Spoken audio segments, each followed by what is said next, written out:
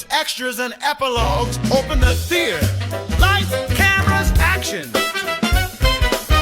Movies and reviews, things you might not have known. What happens when the credits roll? Let's get on with the show. A father vows to get his son a sold-out Turbo Man action figure for Christmas against all... That's not very good. Against all odds and no matter what the cost. I've never been good at Schwarzenegger. You got the... I appreciate that you did the turbo. The turbo I tried. I'm not turbo good. Man. A Turbo Man. Oh, ladies and gentlemen, welcome back to Extras and Epilogues. The theater is open once again. It's Christmas week. In case you were confused by the weather, it is Christmas week. It's 2 days before Christmas, and it's Christmas Eve. And it's 60 degrees and cloudy. So Merry Christmas. And 65 and foggy. 65. I went for a walk earlier today, and I came back sweating. It's 65 degrees. So I was in St. Louis today doing extremely last minute Christmas shopping because I've been sick for the whole month. And I was in Best Buy, just kind of looking at last minute things, and I had sweat on my forehead walking around. And I'm like, Jesus Christ, because they still have the heat on because they think it's December. Sure. And it's actually September. We haven't gotten any actual rain, but the concrete is sweating. Yeah. Like when you go outside, our entire driveway our is just looks soaked. like it rained all day, but it didn't rain a drop. My cat was moist when I came home. Take two on that one. We don't want anybody clipping that. Oh, Take two. No, that was facts though. So I told my cat, I said, well, the bathroom's down there so you can wash off your filthy pussy.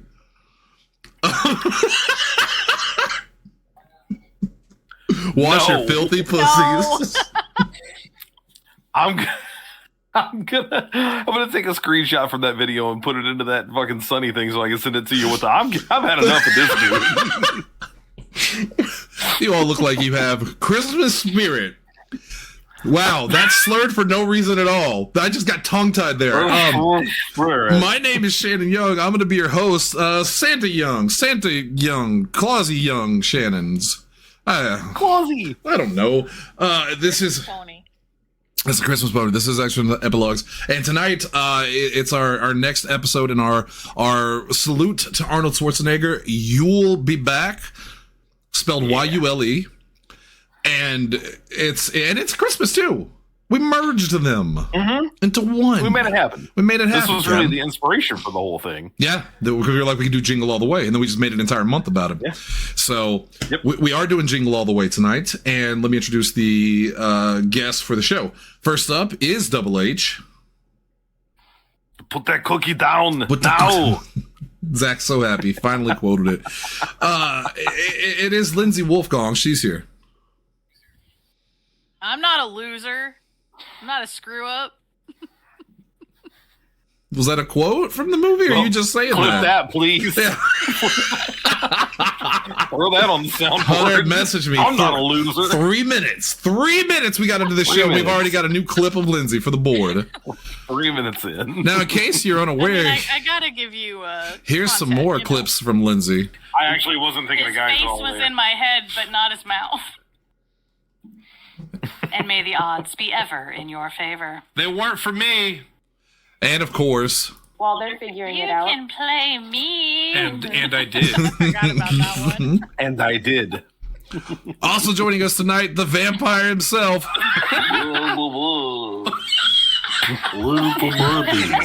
It's Zach.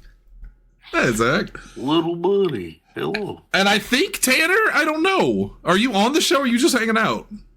Yeah, I'm on the show. This is one of my favorite movies. I'm talking about it. Let's fucking do it then. And Merry Christmas to all and to all the good big tea. Also, Mom's Outside Pet and Ted. Probably the funniest line in the whole movie. All right, no, hold on. Pet and Ted. Well, what? Yes. All right, I will say it now. Because I do have wine for tonight, and I did take some marijuana earlier. Don't do drugs, kids. In fact, I'm getting off of it, just not this week because it's Christmas. At some point within the next 30 minutes, I will become just completely unable to speak my mind. So let me say it now. I have to admit genuinely, and I hope Dalton's listening because I want him to hear this. The part where he punches where Big Show punches Vern Troyer off of Arnold's body and he flies backwards, I fucking laughed out loud. I really did. It's so was that dumb. Vern Troyer? It was Vern It's Troyer. so ridiculous. Yes. Okay. The cameos in Because this I was movie going is to say insane. the other little person actor, the one who is at the mall with him Woodburn. this show a couple times. I can't think of the actor's name. Danny Woodburn, I think. Was that, He's that in it? like think everything so. too. Yeah. Well, yeah, I remember him from Seinfeld. He's his name's Mickey in Seinfeld. He's Kramer's buddy. Yeah. I'm gonna double check and make sure I got that name right because he's good in this film. But yeah, when he punches him off and he flies backwards, I really did laugh out loud. I was like, that's so dumb, and I'm laughing at it. It is Danny Woodburn. Yes. Okay. So I wanted to say that now because I didn't want to forget it. Because it literally, like, I seriously, I laughed out loud. I don't normally laugh out loud. Even when it's a movie that I like, I never laugh out loud. But this just took me by surprise. I saw it coming a mile away. Yet the image of his little body flying backwards. I'm laughing about it right now. All right, let's get to the stats. It's up there with the eagle. Up there with the, Yes. This is fucking stock footage of the eagle. If we could somehow merge him and have him punch him into the eagle as he flies by. You're finally just going, come on, you damn bird. Come on, Benny Little me. buddy. What's really sad is both of them are gone. Anyway. Oh, all right. Well, downer to start the show with. Let's get to the stats. Released November 22nd, 1996. Hey, it's another Christmas film at Christmas. What do you know? Directed by... Hang on. Yeah. Importantly, this is a good time to mention that. So a lot of people think this movie is basically based on the Tickle Me Elmo craze because it's 96. And no, but that's the problem. This was happening at the same after. time as that. Oh. Yes. So, Cabbage Patch Kids. Exactly what it is. That's what I was going to say. Randy Cornfield, who wrote the movie, which Shannon is going to mention in a couple minutes, mentioned that this ended up being about Cabbage Patch Dolls, basically from the 80s. They just moved it into the 90s. But then the Tickle Me Elmo craze basically happened at the exact same time, like right alongside the movie. So it ended up mirroring real life, though it was based on a former event. So life imitating art or art imitating life. It was at the same time. It's hard to say in this particular moment. Directed by Brian Levant, who also did Beethoven and the Flintstones and Snow Dogs. Did he do Snow Dogs 5? No, I don't think Dog so. 5? That was the Tracy Jordan joint with Jack Donaghy. No, Brian Levant is this is his kind of movie. I mean, if you read that list of films there, that's family friendly, like silly, over the top, fun stuff. But I'm getting ahead of myself. But again, I will become inconsolable soon. So yeah, I said it. I'll start crying. You put in the chat. Let me read exactly what Double H said in the chat earlier, because I need to say this out loud. I got it. You said, was it in the regular chat? Yes. Yeah, it was in the regular chat. Okay. Yeah, you said. Let's see. Goddamn, Dalton, you talk so much. It was at 1:05 p.m. All right, here it is. You said the last 20 minutes of this film had you both rolling on the floor laughing at it, not with it, and screaming, what the fuck is happening? And my first thought was, okay, here goes Hunter again. He's always critical of these things. And then when I got to the ending, I told Lindsay, when did this turn into a fucking Looney Tunes cartoon? Cartoon. It's a cartoon. Yes. It's a full-blown cartoon. It goes It throws reality shit. completely out the window. It is the weirdest fucking thing. But we'll get there. Yes. We'll get there. We got to get to that point. Yeah. Written by Randy Cornfield, as Hunter said a second ago, who also did Eight-Legged Freaks, which I think is a kind of an underrated film. I like that movie. It's not I've great. never seen it. Love that I know of movie. it, but So good. Yeah, I really like it. And it also has, I've always said, it has the most attractive mother-daughter combo of all time. Carrie Warrer as the mother, crush that crush button, and ScarJo as the daughter in one of her first roles. So that was very interesting. David Arquette too, if I'm not mistaken. David Arquette was, he's the star. He's the star of the movie. But starring in this film is the great Arnold Schwarzenegger. It's a good cast. Arnold Schwarzenegger, Sinbad, the late Phil Hartman, who, God, he's so unlikable. I said this In the when we were best watching way. the movie. I don't want to dwell on this right now, but Phil Hartman is the only guy who could have pulled that role off and still not look like Like, let me just leave it at that. He's the only guy that can pull this role off. Anybody else in that role, you would hate them for all the wrong reasons. Yeah, it'd be over the top. You hate him for all the right reasons. Well, Right. actually, I think it's because he is over the top. Because everything he says has that sort of It's Hartman so, thing. yeah, that, yes. It sounds like Lionel Hutz. Let me get you some non-alcoholic eggnog. You Like, don't he's have to just- hide from me. What an asshole. Yeah. Like, but it he's feels like a incredible. sketch. So he works. He works Yeah. as that character. I mean, Rita Wilson, who's very pretty. The wife of Tom Hanks. Don't tell him I said that. And there's a shit ton of cameos in this film by lesser actors. Martin Mull is in this. The Big Show, Vern Troyer, Jim Belushi. Yeah. Oh god, there's other ones that I'm just blanking on. But yeah, what, can I ask, what the fuck is anyone's interest in Jim Belushi? Is he good in anything? No. Well, no, that's not No. true. That's not true. There was a movie where he was with a dog. I like that one. I don't remember what it was called. Okay. Canine? I just, Yeah. I don't know. Yeah. I don't know. Because, obviously we lost John, and that sucked. John Right. Belushi was legitimately funny. so great in so many ways, but also had so many problems. Yeah. And Jim Jim's like Bulbasaur. What's he doing? His best. Well, Like, maybe. he Look, just. here's the thing about Jim Belushi. He's funny in his own right, but people try to hold him to the standard of his brother, and he's not that. I don't know if I agree with that. I don't think he is. Now, I mean, he's the got reason I say that he's is got because he tries to put himself in that place too. I'm somewhere in the middle. maybe. I'm somewhere in the middle. I don't hate Jim Belushi. I think he's okay in things, but I also don't think he's anything special. My favorite thing about Jim Belushi is the David Cross story. Do you know the David Cross story about Jim Belushi? I don't think I do. Real quick, by the way, I think he's friends with Arnold, or he was friends with Arnold, because he showed up in Last Action Hero. yeah. So Yeah, well, they did. I think that's where that came from. They did. Was it Red Heat together? Let me look that up real quick. Sure. There was an. I'll take your word for it. There's a movie. Oh, yeah, he was in Red Heat. So there's a movie that Arnold did called Red Heat, which is like a buddy action cop comedy where Arnold actually plays a Russian. And I always thought growing up he was Russian because this was one of the first Arnold films I saw. It was in 1988. So when I found out he's Austrian, right? Arnold? Yeah, he's Austrian. Yeah, but I always thought he was Russian because he did a good Russian accent, because apparently Russian and Austrian aren't too far away from each other.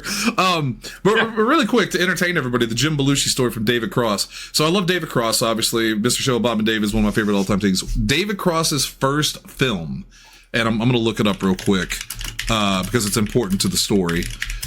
David Cross's first film was Destiny Turns on the Radio, which I'm sure you're familiar with. I think that was Tarantino was in that movie. Very strange film.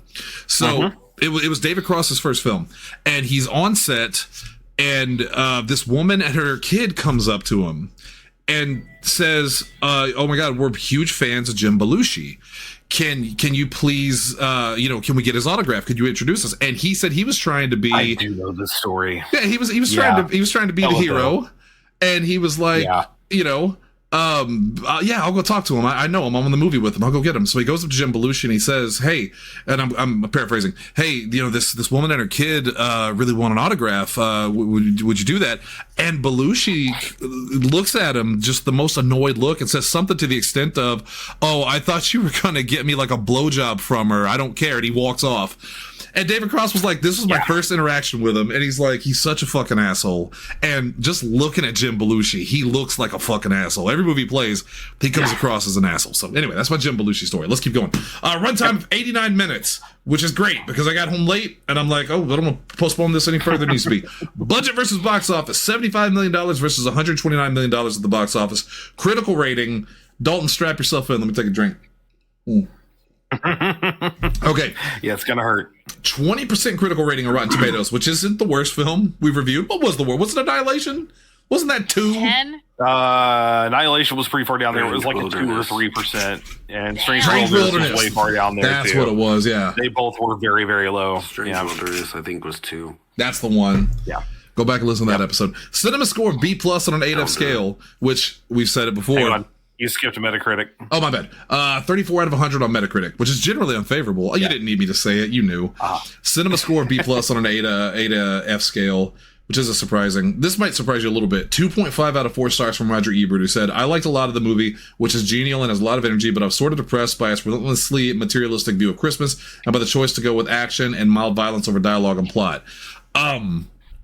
I agree 100%, not 100%, that's a lie, because I was not depressed by its materialistic view of Christmas. I actually thought for the first 30 minutes of this movie, 40 minutes of the movie, I thought it was a very good satire of capitalism and parents at Christmas, because you never really saw it. And Lindsay was like, oh, it's crazy that many people are trying to find this doll on Christmas. That's kind of unrealistic. And I'm like, is it?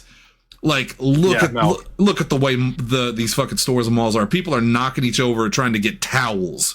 Yep. So this movie was actually a really good view into what it's like trying to shop last minute on Christmas for something for your kid. I thought it did a very good job of that. The problem is, and I think when the movie kind of turned for me, was when Jim Belushi was introduced and we go to the Santa thief complex. And as weird as it sounds, that's when it got... I feel like that's when it went off the rails. Because at first, I thought it was doing a good job. But we'll get there. Yeah. I mean, there is some somewhat unrealistic things before that, but that's probably the big turn of, okay, now the movie's just totally insane, balls to the wall, ridiculous, over the top. Yeah. Let's get to it. What is this film about? So it's a very simple plot. Arnold Schwarzenegger is a father who is kind of not a bad father, but he's an absent father. He's not there for the big moments in his son's life, and his son's getting frustrated with him. His wife is getting frustrated with him, and all his son wants is the Turbo Man for Christmas. And again, if you think this is unrealistic, you didn't live through the Cabbage Patch Doll. You didn't live through Tickle Me Elmo. I don't know how anybody can look at this and think it's unrealistic and also like A Christmas Story. Because, I mean, even though there's not like a run on Red Ryder BB guns, that's how kids are/were. Yeah. Like when there is like a big toy, that's the one thing they all want, and it's the only important thing. Everything else is junk. What's the one, I know this is not what the show is, but I'm just curious. What's the one toy you wanted more than anything when you were a kid? Because I can tell you what mine is just immediately. And are we talking that we got, that we didn't get, that it was like either one? Either one. Like maybe you wanted it and never got it, or maybe you wanted it and did get it, because I did get mine. The one that jumps out to me as something that I remember, like specifically, right? So they used to print our Christmas lists in the like local newspaper. Like you would write them at school and they would put them in the local newspaper. Do you guys remember 2XL, the robot, the 2XL robot? Mm-hmm. Lindsay does. Okay. Yeah. So of course, fucking nerd. It was basically an educational toy, but it was like this little robot who was more or less a boombox. He was a stereo, a little, cassette tape player, because you put cassette tapes in him, but he had little buttons that would like forward the tape to and from certain spots. And so you had like trivia games. He came with one that was preloaded with like trivia, but it's like educational trivia, science and that kind of stuff. And then there were also some that were basically like audio comic books. Like there was an X-Men branded one, there was a Fantastic Four one. And so you could do like a choose your own adventure. Like if you wanted to do this, press 1 or press 2. And you could either answer questions if it was trivia or listen through the story. Plus you could also just play music tapes on it, but like his eyes lit up, and I'll send you a picture. It was at the time it was the coolest thing I could have ever heard of. It sounds familiar. I think I'm gonna know. Was he blue? I did get him. Yeah, he was blue and white. The not the very original one. There's like a really, really old one from the 70s, but the main one from the 90s was that one. Mine is an easy one, and I did get it. It wasn't like it was super hard to get, but I was so obsessed with the TV show that I begged my parents to get it for me, and they got me, I think, the entire line, including the motorcycle. I'm pretty sure it was Darkwing Duck. I so desperately wanted Darkwing Duck for Christmas, and I remember, I know for a fact I got Darkwing, I got Goslin, I'm pretty sure I got Launchpad, I got Megavolt and Bushroot, I'm pretty sure, and maybe Steelbeak, but I just remember being over the moon that I got little Darkwing toys, and I just played with my little Darkwing Duck. Lindsay, what about you? He's in the text only for babies now, by the way. I got a lot of cool stuff for Christmas, but I remember repeatedly every year I would ask for a Super Nintendo and not once got it. I did not know that robot, for the record. That is not what I thought it was, but that looks very cool. Yeah, I didn't want to include Super Nintendo just because I got it, and I never saw it as a toy. It was a video game system for me. But good news, you got one now. It's right here. I know. I have all kinds of video games I can play now. I was going to say, I didn't even think of those because one, I got whatever I asked for on those, and two, it was that to me, that's a whole separate category. It's a separate That's thing. the only thing I can remember asking for and not getting, but I really don't remember what all I asked for as a kid, in all honesty. What about like you were a girl growing up, do you, like little Pee-wee Pissy doll or something? They pee on themselves? I mean, I got all my Rainbow Bright dolls I wanted. I always got My Little Ponies. I always got Barbies. Did I had the main Rainbow Bright dolls pee on themselves? No. Zach, what about you? The two that stick out to me is one I never got that I always wanted was the Life on Mars Lego set. It was these weird little alien Martian people with the astronauts, and like they had tubes, and you could hit a button and they like shoot through the tubes. I never got that one, but the one that I wanted that I didn't know that I was getting, like I had no idea, was one year we had a PlayStation that ended up going missing. And then my mom was like, well, I think it's okay. We'll let you open up, a gift early. And it was a PS2 with Kingdom Hearts. And I was just like... Hold on, I got a button for it. And it was cool. And then my uncle gave me a memory card and Onimusha. So I was set. Love Onimusha. Tanner, what about you? Real quick.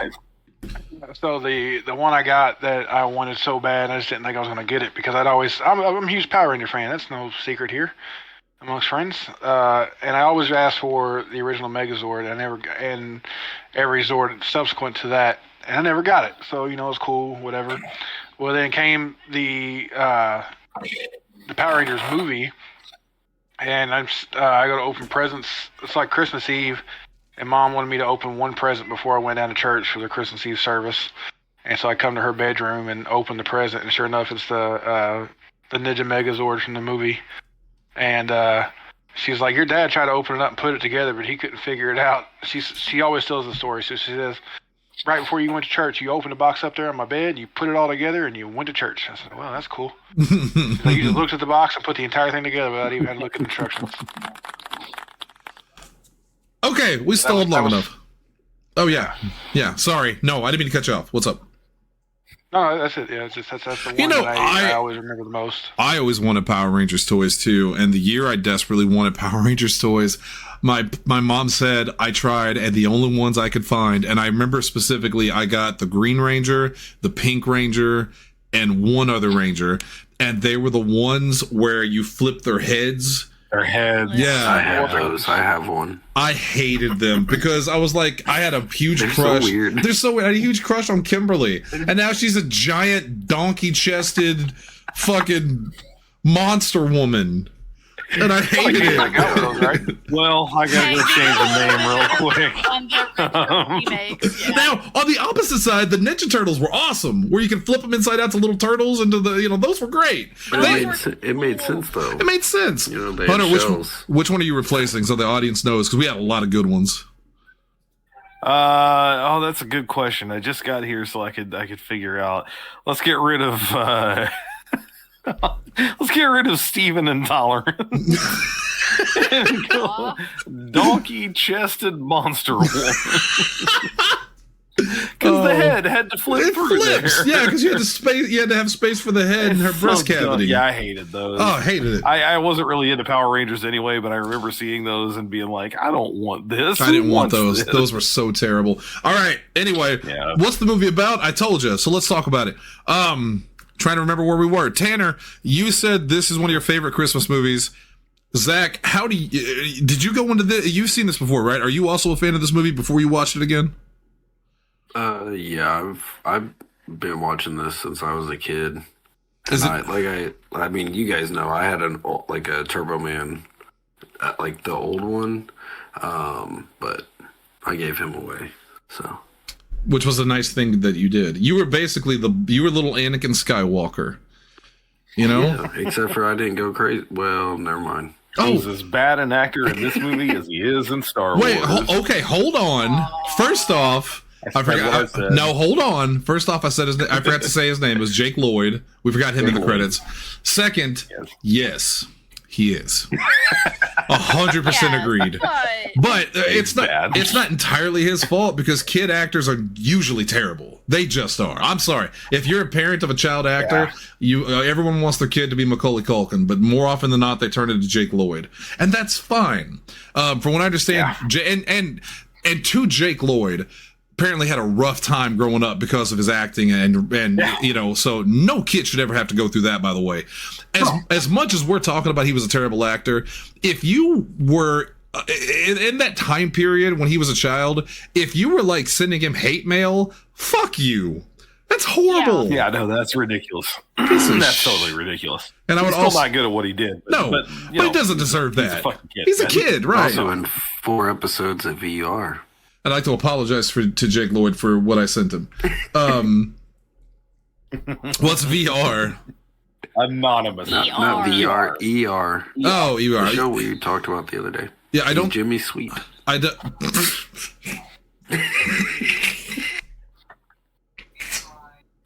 That Well, also he's down was a already. 90. Guest spots on a TV show are a very different story Just- from feature film. The name Jimmy Sweet got me, and I don't know why.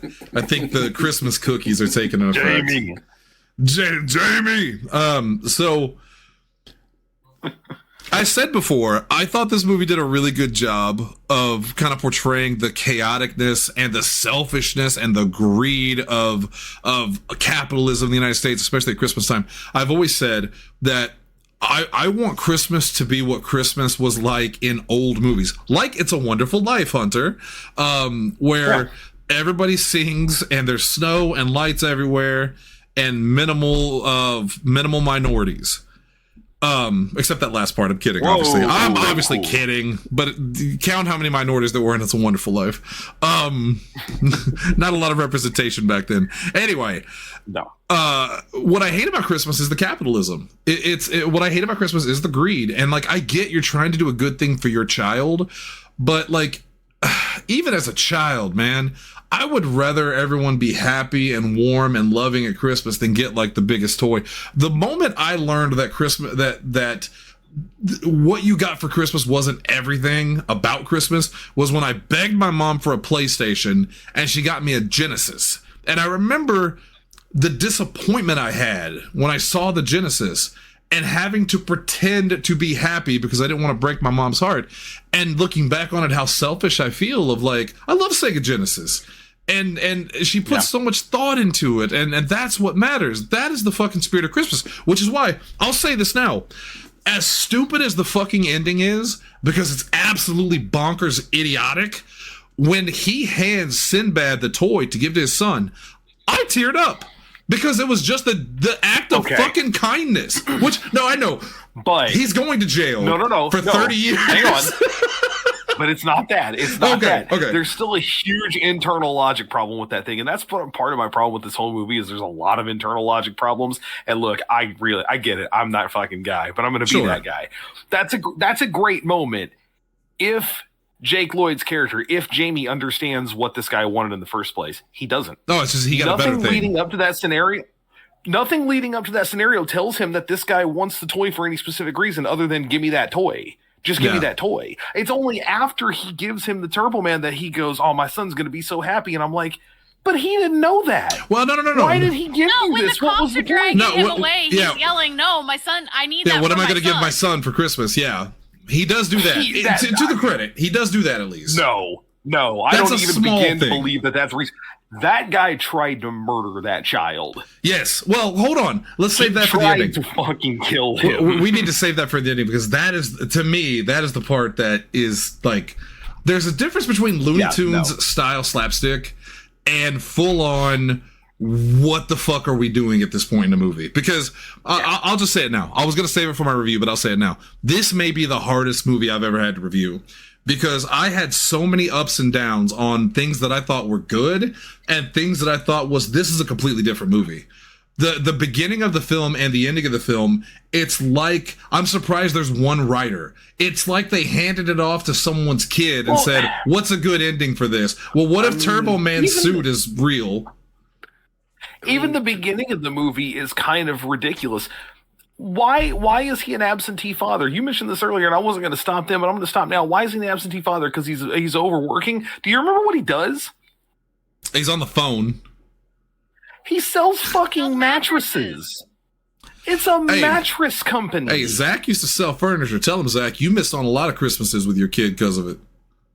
Yeah.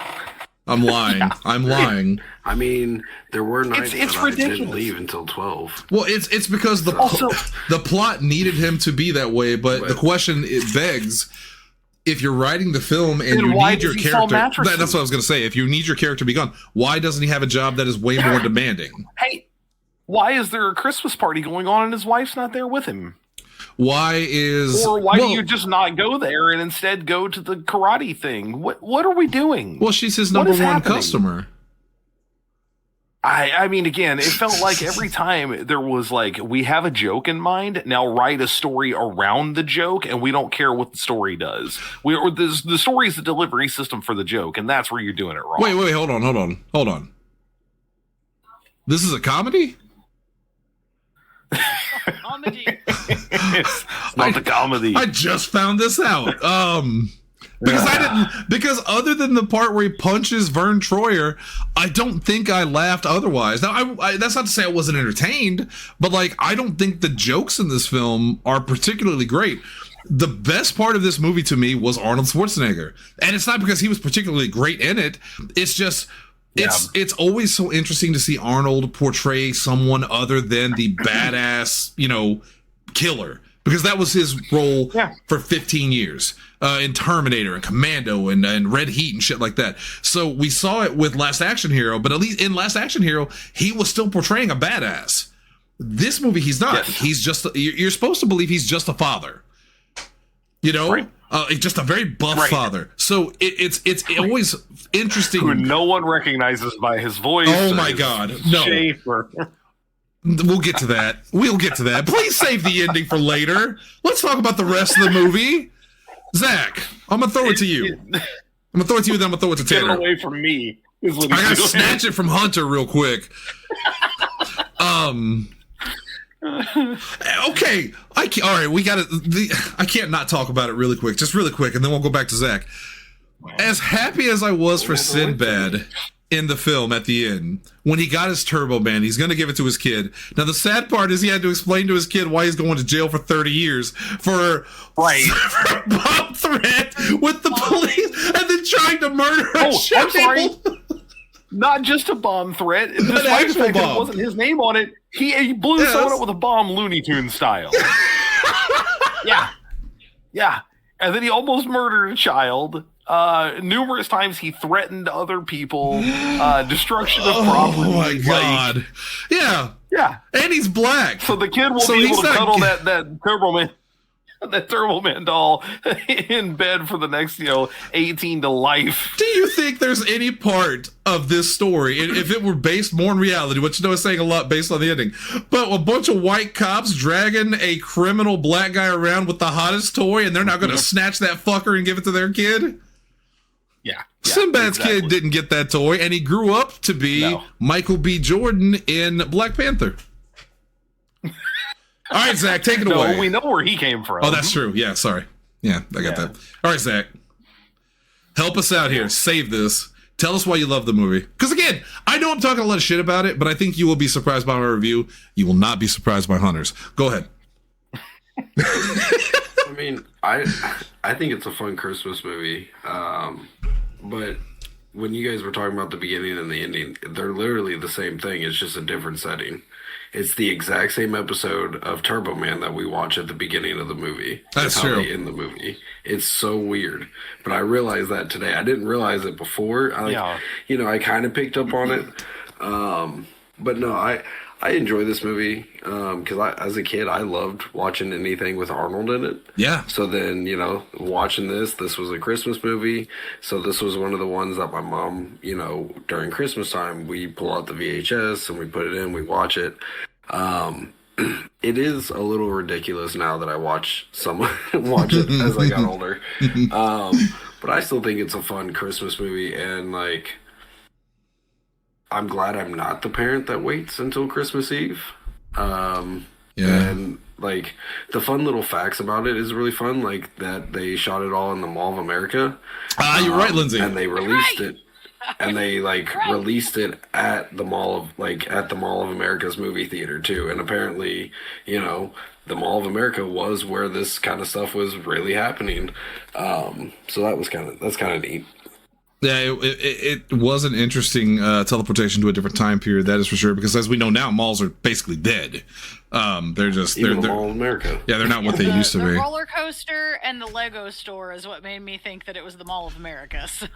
Which, Hunter, for you and I especially, and potentially Zach and Tanner, the very first Monday Nitro was held in the Mall of America. Mall of America. Yeah. Which made it look absolutely incredible. Tanner, I'm gonna pass it to you.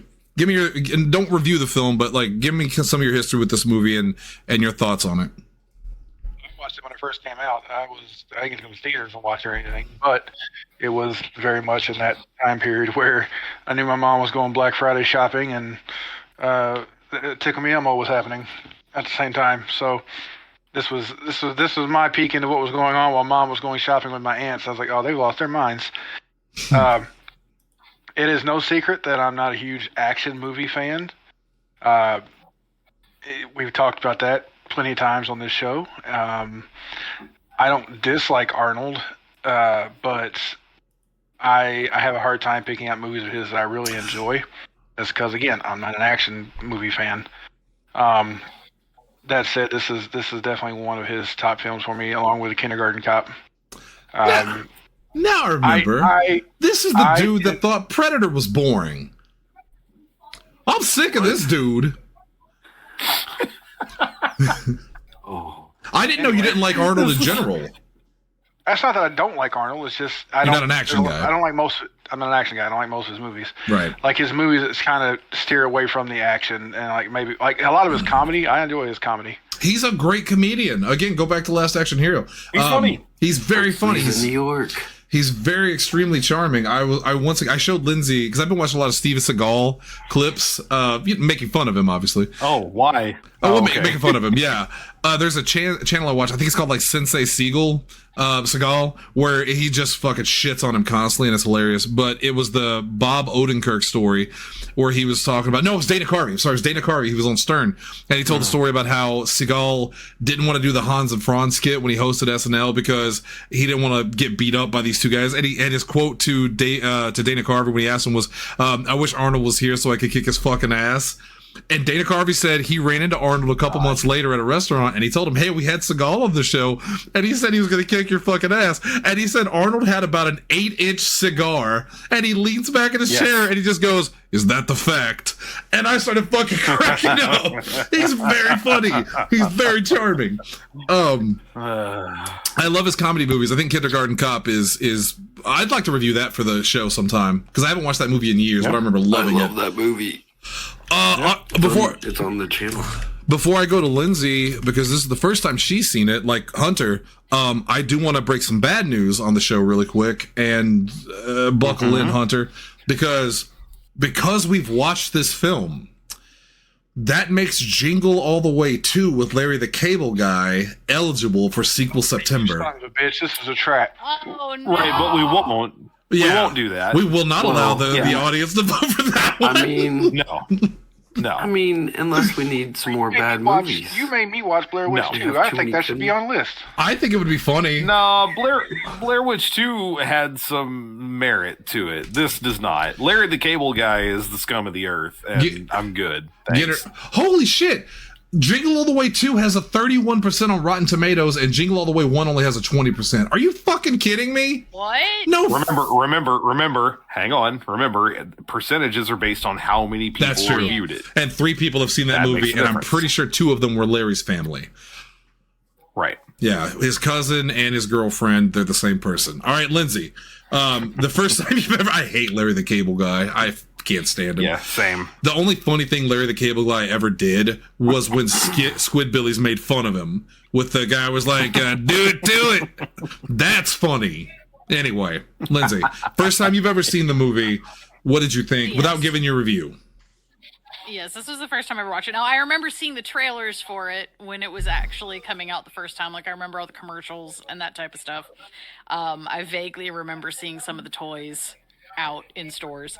I forgot there were toys. But I just think it's funny, as we were watching this film, I just kept sitting there going, so when does he get pulled over? When does this happen? When does this happen? I just played my prediction game of, okay, so this is going to happen, right? And most of it, yes. Most of it, yes. Happened. Yeah. But I still giggled along with stuff. And, like, it was very cartoony, but, like, I like a little bit of camp here and there, so... She was like, I knew it was I coming. like a little bit of camp, too. Well, this I like wasn't... a little bit of camp when it's not batshit insane, unrealistic. Hunter, this wasn't just one tent. See, I kind of like the batshit This was an insane. entire compound of camp. This was... I don't think we It's not have even the same definition of camp. No, Exactly. no. I thought of it after I said it. Don't worry. I caught my own rebound. Oh, fuck. And I forgot what I was going to say on this. Oh, the reindeer. So the thing I remembered most about this film from when I watched it as a kid, other than the Big Show being in it, because as a huge wrestling fan at the time, I was like, holy shit. Or he was the Giant at the time. He was still WCW. Right. And I was like, holy shit, the Giant's in this movie. That's so fucking cool. Do you know Sarah recognized him before I did? Really? 'Cause I think that's the Big Show. And I was like, is it really? I'm like, oh shit, it is the Big Show. I remember telling Lindsay, I know the Giant's in this movie at some point. And then when he heard the thundering steps, I was like, oh, that's him. That's the Giant. Here we go. Fuck. What was I saying? You lost your train. I of don't thought. know. Totally lost my train It's like of this thought. movie lost its train of reality. Something with towards something with the Big Show. Oh, the reindeer! The reindeer! the reindeer. I caught my own rebound again. Call me LeBron Jameson. All right, so I remember from as a kid this movie, the reindeer. I remember thinking it was the weirdest effect because I could tell it wasn't CG, and I wasn't super familiar with like puppets and animatronics. So I remember seeing the reindeer and going, as a kid, I was like, this thing's kind of fucking freaky. There's something freaky about this reindeer. And then Arnold uppercuts it. And Lindsay goes, don't hit the deer. And I go, no, don't worry. They're going to make up, because I remembered. And she's like, don't give the deer beer. And I said, he uppercutted him. What's the proper apology? Yes, he did. Hunter, when Christmas That's is man over. deer now. I gotta stop What inviting did you this guy. say? It's a man deer now. Man deer now. God. Oh, I feel like that's the essence of Kaz speaking through me. It's a man deer. The essence of Kaz. look, he's my cousin. I'm gonna tell They you don't now. sell that perfume at the mall. That's the last thing you fucking want. I'm the reverse, so it makes sense. All right, we got 5 people on here, so we got a lot of thoughts. I think let's just give them in our review. Let's go to the reviews now. Yeah. Because we got 41 minutes. So, first off, well, this is the last show before Christmas, but in case you don't listen to our episode about the Santa Claus and why would you, it's got Tim Allen in it. Merry Christmas, Happy Holidays if you celebrate. We want to say Better that. movie than this one. And well, I have never seen it. So I will reserve my judgment. I don't want to be that guy that just runs his mouth because of popular opinion. We'll watch it tomorrow and I'll let you know. But on this show, we give... Have you watched all of them? No, I'm just I've only curious. ever seen the first one. Okay. Because there's what? 3? I've never seen the others. There's 2 sequels, I've right? seen Three the and first there's two a show. and parts of the third one. Okay. I've seen We all watched three. the first episode of the show, and it's garbage. The TV show's garbage. Yeah, so it is. I'm good Tim Allen's on not in that it, one. right? No, he's in it. He's in the TV show? Oh, yeah. Wow. Yeah, and he talks about how you can't even say Merry Christmas anymore. Oh, Jesus Christ. Are you serious? I'm dead serious. Thank God JD Vance has told us all that you no longer have to apologize for being white. Thanks, JD. All right. On this show, we follow a 5-point system inspired by the greats. We take our we take our lessons from the Eberts, the Siskel's, the oh God, what was his name? It was Gene Shalit? Shalit. Yes. Gene Shalit. Leonard Maltin.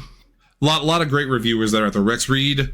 Rex Reed was a reviewer, right? He wasn't an actor. That just Jay sounded... Sherman. Oh, you fucker.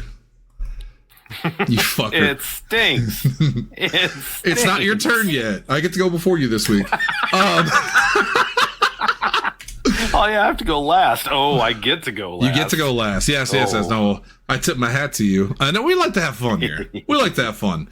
And by the way, Let's have fun. we don't say this enough, but I think in a movie like this, and in every movie, it's important to say that if you're listening to this, just because we don't like a movie or do like a movie does not mean you should feel bad about liking it. I mean, you know, Dalton and I had this conversation earlier today when we were talking about doing this. I said specifically, maybe you shouldn't listen to this. And I was kidding when I said he shouldn't listen to the show because he loves this movie. His response was, Hunter, I made you guys watch Batman and Robin and TMNT 2. You know I love trash. That's true.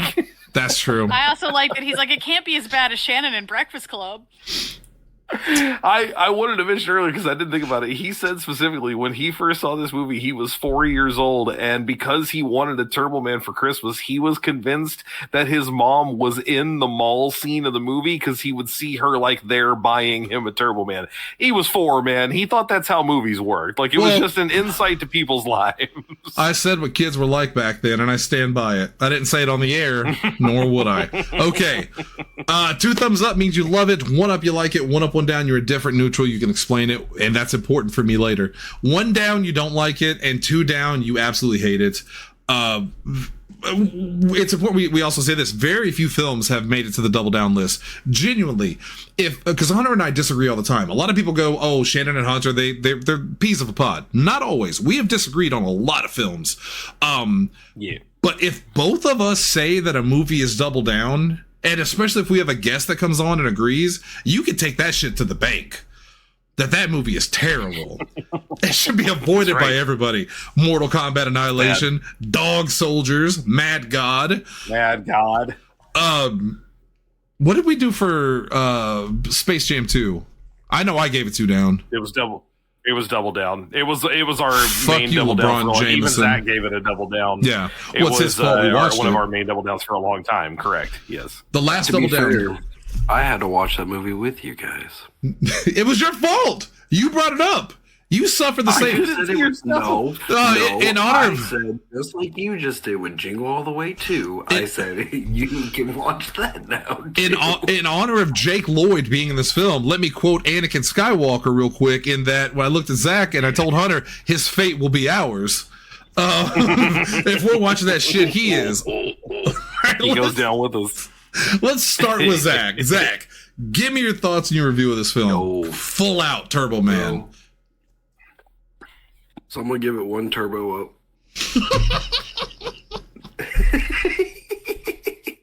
Why is that what broke him? You almost cost him a drink. So some people in life, for whatever reason, strike my funny bones so much they could pretty much say anything. Well, and Zach's one of those people. To be fair, I mean, you remember yesterday. No, that's Jeremiah. He's my friend. Leave him alone. Jeremiah. We talked about that like at least half the way home. She goes, I'm it was so just happy. the deadpan level at which she was clutching my shirt laughing. I've never made Sarah laugh that hard before, and it was a good feeling. Like it was a genuinely good feeling. Yes, I was so happy. All right, Zach, back to you. Sorry, give us your thoughts. I'm sorry. Turbo up. Turbo up. If it was like a personal rating, I would give it 2 turbos. Stop! It's only, but we're gonna malfunction, and we're only gonna have 1 turbo going. But no, I think it's a fun Christmas movie. Yeah, it is a little wacky and batty, but I mean, it's a kids movie. I expect it. Don't say that in front of Hunter. Scene, I forgot. It's still. But no, the bomb scene, I definitely remembered it happening, but I was like, there's no way that all these people, and I just somehow did. forgot that the cop, it's just, because I was like, well, but I remembered like seeing the cop again later, and I'm like, okay, so what are we doing here? And then he's just covered in soot and falls over. Like, he's Daffy Duck. It was loud enough. Yeah, it was loud enough for you to hear it, but no one else is injured by this. Lindsay said maybe they're the firecrackers. Which are apparently ignited by timer? By opening a package? Yeah, they had matches in there. So when they ripped it, it struck. And, by the way, who knows? By the way, Looney Tunes. By the way, kind of a dark joke, though, that the postal worker is going to murder everybody. At that time, because they did that in Tales from the Crypt. And it was basically the same joke, almost. Ugh. And then when it detonates, he's like, that was a bomb? This is sick people. world we live in. But no, I mean, if you're gonna go in this and you've never seen it, you might like it, you might not. If you have like kids, then it's probably, you know, it can be a fun thing to watch, whatever. They might enjoy it, they might not. Just, I don't know what your kids like. Depends. But yeah, no, I think it's a good Christmas movie. And for Arnold, I do enjoy the fact that we're not supposed to know he's Arnold. And I think that's why you never see him, like, he's never in short sleeves. Nothing. You never see his arms. He's got, like, covered up so much in this. Yeah, and he's got so many layers that you can't, like, you're just like, okay, he's big because he's got layers. Well, okay, as a kid at least, you know. To be fair, Hunter, we talked about this not Last Action Hero. What was it? Where he's True Lies, where he's supposed to be taken more seriously and slimmer, and True Lies was not long before this, right? Like a year or two. I think it's right at a year. I think True Lies was 95 and this is 96. So this is that time period where Arnold 94 to 96. He was slimming down because he wanted to do, I think, different roles. He didn't want to just be the muscle-bound action star. So when I watched this movie today, I thought to myself, he is so much skinnier than I thought he ever was. He almost looks normal, but he's still Arnold Schwarzenegger. Yeah. I also do love the scene with Big Show. Yeah, because you love seeing him punch Vern Troyer across the room like a... Yeah, and then him going, little buddy. That's my favorite part. Oh, my God. Buddy. Okay. All right. You're clearly insane. Let's go to Tanner. Tanner, what do you got? Of course I am. First, wait, hold on. Before you answer. It's Christmas. Hunter, I need you to pledge to me that if he gives this film 2 thumbs up, in the honor of, in spirit of Christmas, you won't immediately spit at the camera. Immediately. I'll invoke Wayne's World and tell you I'm giving you a no spit guarantee. All right, Tanner, go ahead. Now, I can't promise you that I won't do what Dennis Reynolds does and go, oh, come on. All right, Tanner, go ahead. All right, Tanner. All right, I think we've lost Tanner. Let me pour another drink. I'll give him time to come in. Good idea. Go on to Lindsay and then come back to Tanner when he returns. What a hilarious bit he just missed. Very funny. Really, he has no idea. He has no clue. Unless he's back now. You guys like these headphones while we're here? This is new. Okay. Nope, he's gone. He might be having issues. We just couldn't hear him then, probably. Yeah, I think we're having issues. Yeah, he was probably talking that we couldn't hear. We're giving 5 seconds and let's see what happens. Mute and unmute himself, so... Okay, there he is again. There we go. Tanner, you there, buddy? Try again. Can you hear me? Yeah, okay, there you are. Yes. All right, go ahead. Hello? Yes. Whoa, shit, can you not hear us? Hello? Oh, that's not good. Okay. I'm gonna give him this. We can't hear you. Maybe. Well, he can't see us because he's on the Xbox. Fuck! Can you hear me? Yes! Okay. Oh, okay. Hey, sorry. You there? I heard the whole conversation. Okay, good. Oh my God. Good. And I'm gonna give you Turbo Man's catchphrase to start off with. It's Turbo Time.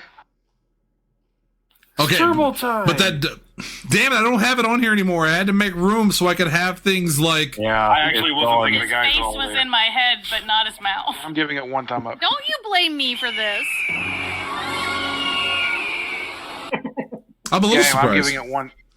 I'm giving it 1 thumbs up, yeah. This kind of reminds me of that time we reviewed The Nightmare Before Christmas, and I thought Lindsay and Zach would give it 2 thumbs up, and that I'd be the odd man out, and I was the only one that loved it.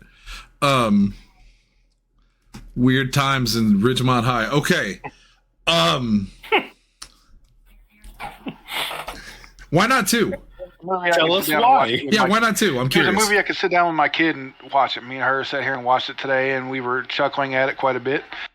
I like the campy comedy like that. I grew up on Looney Tunes, so shit like that is tickles my funny bone. So no complaints with that.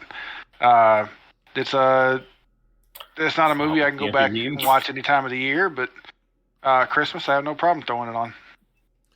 I don't know what sick motherfucker would ever watch this movie not at Christmas.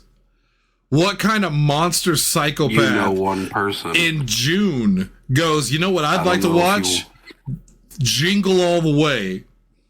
Your second biggest fan of PZ just dropped. Oh no. Dalton and I have been feuding for years. This is nothing new. Not Dalton. I'm not talking about Dalton. To the very first time that he and I both works in texted the same backstage. girl. It was very funny. Oh, Chad. Well, look. It's okay. Lindsay, let's go to you. What do you think? I'm also giving it 1 thumb up. I Wow. enjoyed this. It was fun.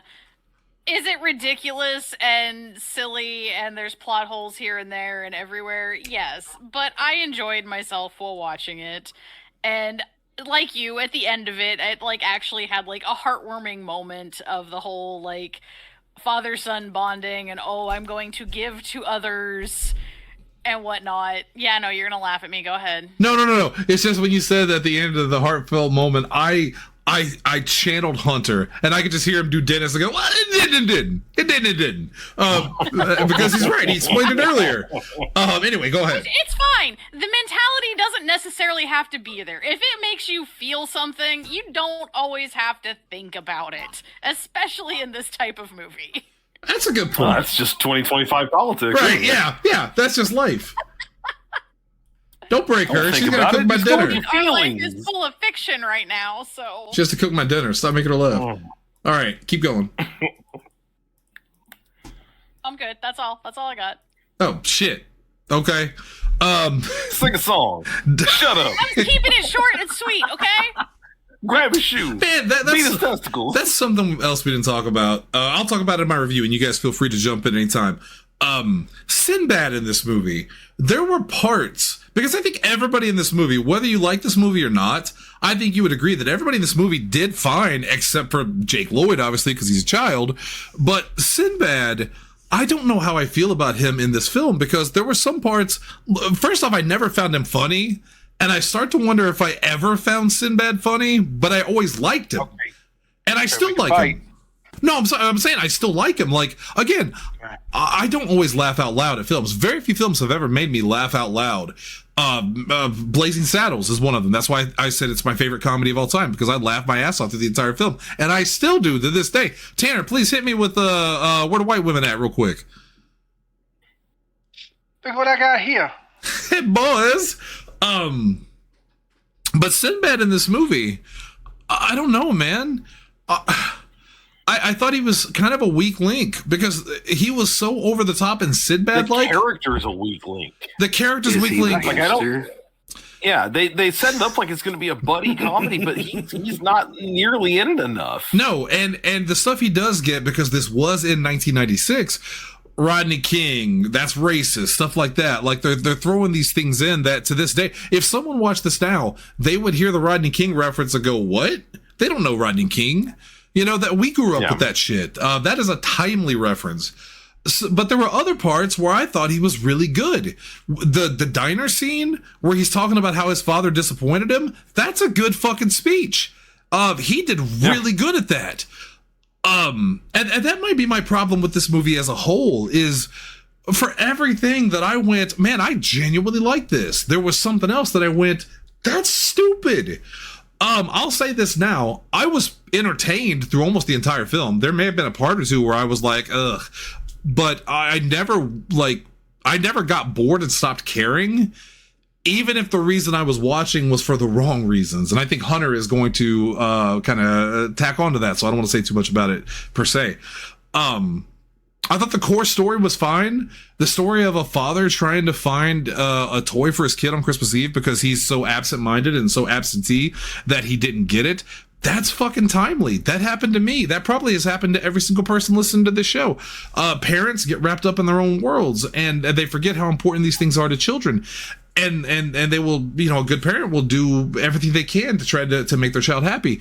So I thought that was a pretty good story. The problem is, for every good thing they do with it, and for everything that I enjoyed as a viewer, like the commentary on capitalism, the commentary on Christmas shopping, it's like watching those Black Friday videos where people barrel over each other to get to the deals. I've had people tell me stories of horror stories about Christmas. I thought it kind of had a good eye for that. It was not a good message because it was done in the service of comedy and not to make you think about it, but they did a good job representing what it kind of felt like to be a parent on Christmas trying to find the hottest toy for their kid. Obviously exaggerated to an extent. You also had the neighbor who the subplot of him trying to seduce the guy's wife only to get his comeuppance in the end. That's good. That's basic, but it's good. You even have a rival, which can be fun in parts. But the problem is that they took this basic story and add so many layers of like nonsense. But at the same time, it's still kind of grounded in reality, and it creates this incredible disconnect of, well, how am I supposed to feel about this movie? And that's exactly how I felt, is I didn't know, how am I supposed to feel about this movie? Is this social commentary, or is this just stupid slapstick? Because it seems to go back and forth, and it never has a clearly defined, this is what we wanted to do with the film. I was entertained for most of it, but as a critic, I was confused by the message they were trying to send. And I get that it has a very basic theme, and it has a very basic theme in the ending. But again, even the ending, as Hunter said, he said it perfectly. You have a good message, but then you fucking make it weird and make it nonsensical. You go from Batman the Animated Series to fucking Looney Tunes in the span of an hour and a half. And I just don't get what they were trying to do. So I think they missed the mark there. But at the end of the day, I thought the performances were good, except for certain things. I thought the theme was fun, and I'd be lying if I said, like Lindsay said, at the end of the movie, I didn't feel something. I got teary-eyed, and maybe it's for the wrong reasons, but I can't deny my feeling. So for that reason, I'm giving this 1 up, 1 down. I cannot, in good conscience, give it a 1 up or definitely a 2 up by saying it's a good movie, but I also can't say it's a bad movie to me. It was a very up and down film. This movie was a fucking roller coaster. When I went into this, I said, I don't know how to review this movie because I felt like I watched 3 different movies in one. I watched the entire Lord of the Rings trilogy in an hour and a half. How do you condense that into thoughts? But that's what I'm going to go with. I'm going to go 1 up, 1 down.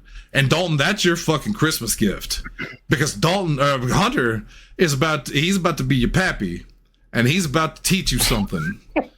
So Hunter, I'm doing 1 up, 1 down, and I hope my thoughts were articulate enough that they were easy to understand, because I am a little tipsy at this point. Yeah. Okay. Well, that's good. Sometimes I feel like I do my best work when I drink wine. Anyway, go ahead.